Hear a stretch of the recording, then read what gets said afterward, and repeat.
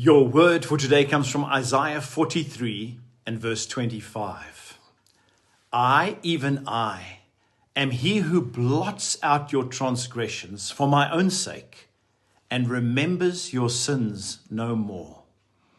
You see, the one true God is the one who lifts you up and forgives you.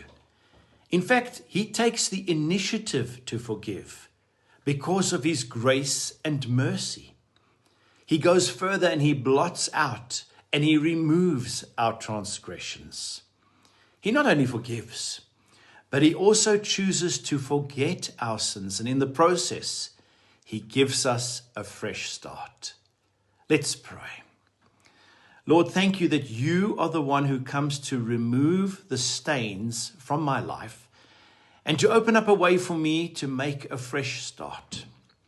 I declare that I have confidence in your promise to forgive and not to hold past sin against me.